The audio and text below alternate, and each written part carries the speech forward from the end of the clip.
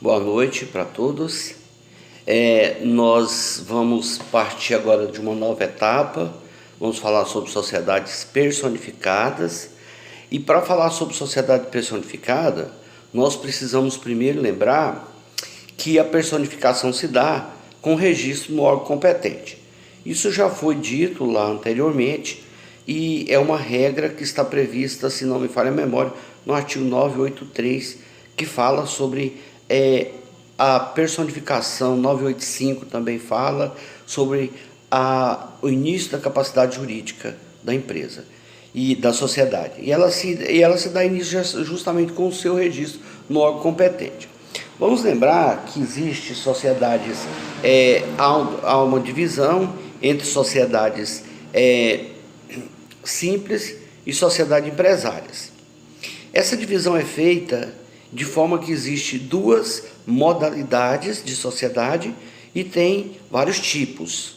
As modalidades, elas foram criadas justamente pelo fato de que o nosso Código Civil atual passou a adotar a teoria da escola italiana. E a escola italiana, ela separa as sociedades em sociedades empresárias e sociedades simples.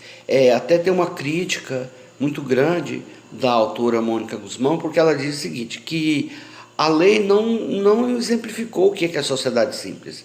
Ela pura e simplesmente foi lá e qualificou a sociedade empresária e disse que as demais serão simples. Ou seja, não há uma qualificação notória para a sociedade simples. Há uma classificação notória para a sociedade empresária, né? Então isso foi uma coisa que gerou muita reclamação. O artigo 997, ele é o coração do contrato social. Dentro de um contrato social não poderão faltar nenhuma das informações contidas no artigo 997. Mas como o artigo 997 é um artigo um pouco mais complexo, o que eu vou fazer?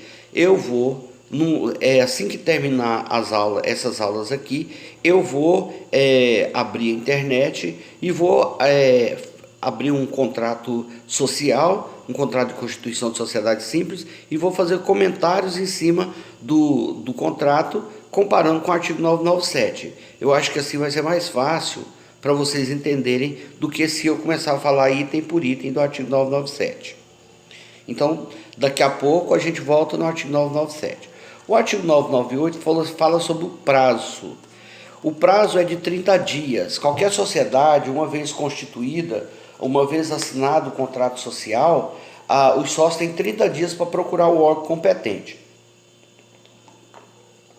Vale lembrar que o órgão competente pode ser a junta comercial, se for sociedade empresária. Se for sociedade simples, o cartório de registro de pessoas jurídicas. E se for sociedade de advogado, a OAB. Os parágrafos falam sobre as exigências, quais são os documentos que são exigidos para se apresentar junto. Mas é bom você lembrar que existem algumas sociedades que sequer exigem esse documento, como a microempresa, as firmas individuais também. Eu chamo a atenção para o artigo 999. Por quê?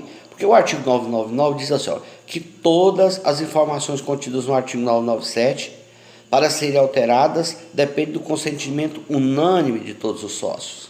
As demais dependem da maioria dos votos. E isso nos leva, então, a uma problemática. É bom lembrar que essa regra não é a regra aplicada às sociedades limitadas lá adiante.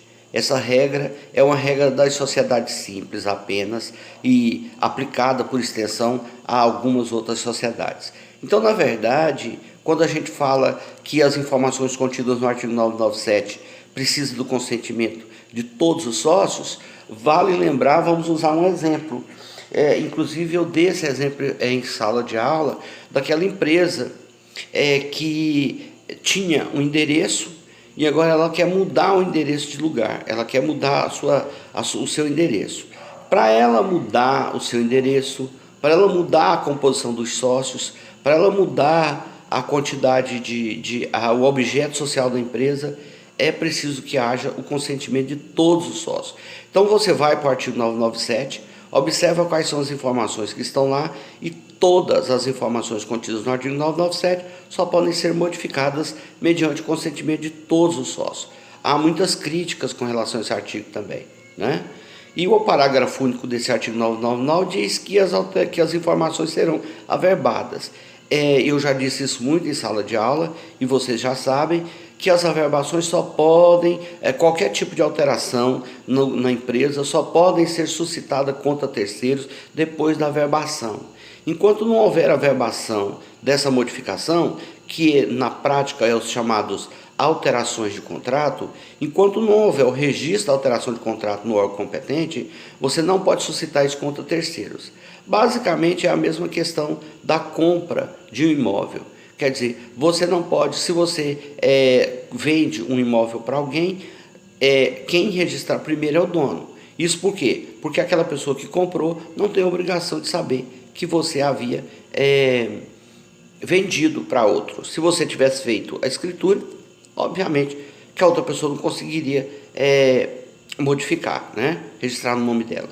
Então, qualquer tipo de alteração contratual, ela só pode ser suscitada contra terceiros depois que ela for averbada. Lembra, inclusive, de um exemplo que eu dei em sala de aula, onde a mulher divorciou do marido, mas não fez averbação. O artigo 1000 diz o seguinte, que fala sobre sucursal, filial ou agência.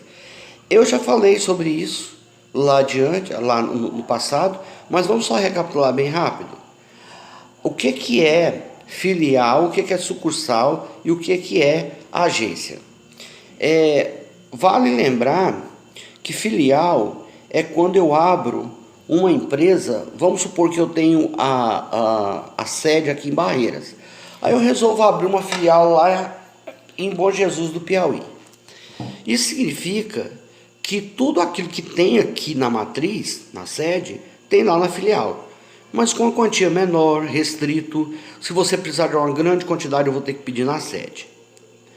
Já a agência é meramente um ponto de representação. A agência não tem aquelas mesma estrutura que a filial tem. Eu resolvo, então, lá adiante, abrir mais uma representação da minha empresa lá em Floriano, no Piauí. Só que lá em Floriano, eu acho que não é necessário eu abrir uma loja, eu colocar equipamentos, nada disso. Então, o que eu faço? Eu alugo uma sala dentro do shopping. Isso é uma agência. Ou seja, eu apenas represento a empresa. E por último, a sucursal. A sucursal é a mesma agência, só porque no exterior. Então, sucursal é uma representação da empresa no exterior. E aí, no próximo bloco, nós vamos falar do artigo 1001 em diante, que fala sobre os direitos e deveres dos sócios, né?